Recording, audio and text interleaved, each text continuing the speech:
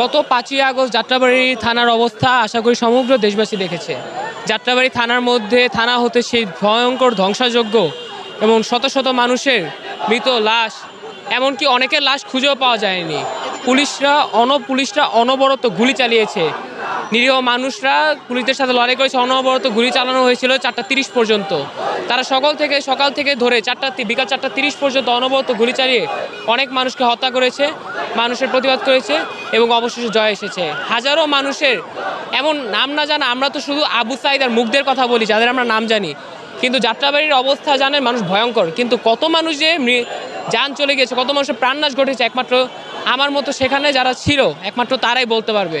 অনেকে লিস্ট আছে, আবার এমনও আছে যেমন কি আমার কাছে যে ঘটনাটা এসেছে, যাত্রাবাড়ির একজন প্রতিনিধি হিসেবে আমি বলতেছি যে স্টাফ কোয়ার্টারের একটা 13 বছরের ছেলে সাইকেল কারখানায় কাজ করতো, সে মারা গিয়েছে। এমন নাম না জানা অনেকে আছে যারা মারা গেছে কিন্তু তাদের খোঁজখবর নেওয়ার মতো অনেকেই নেই। ঢাকা মেডিকেলের মর্গ ঘুরলে পুরোটাই বোঝা যায়।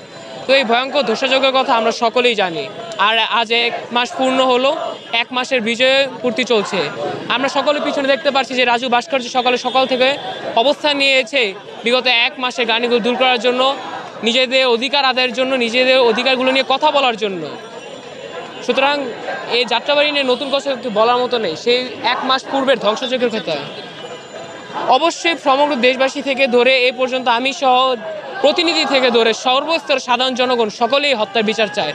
এবং আশা করি আমাদের মহামান্য যে প্রাইম মিনিস্টার বর্তমানে তত্ত্বাবধায়ক হিসেবে আছে ডক্টর ইউনূস, উনি এই হত্যাযজ্ঞের বিচার অবশ্যই করবে। আমরা তার উপর বিশ্বাস রেখেছি। আমরা আমাদের যে সিনিয়র কনস্ট্যান্ট রয়েছে, প্রতিনিধি এবং সমন্বয়ক সার্জিস আলম, নাহিদ রানা, সকলের ওপরই দৃঢ় বিশ্বাস রেখেছে সর্বস্তরের জনগণ যে না, এই হত্যাকাণ্ডের একটা না একটা বিচার হবেই।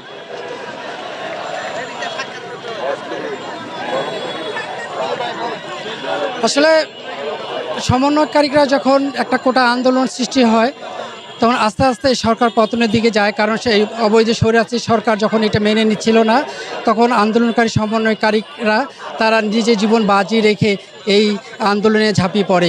এর সাথে আমারও সন্তান এই আন্দোলনের সাথে জড়িত ছিল। আমি আর বসে থাকতে পারিনি।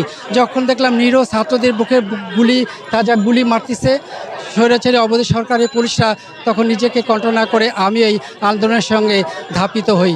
এবং আমি চাই যে এই সুষ্ঠু তদন্তের মাধ্যমে যারা এই 1 থেকে 1,500 ছাত্রদেরকে মারছে তাদের বিচার হোক এবং নতুন করে আবার আমাদের বাংলাদেশ সুফল দেশ গঠন করুক।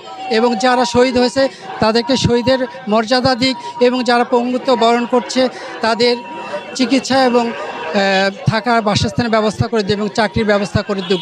বর্তমান যারা সমন্বয়কারী আছে তাদের কাছে এটা প্রত্যাশা এবং আশা পোষণ করছি।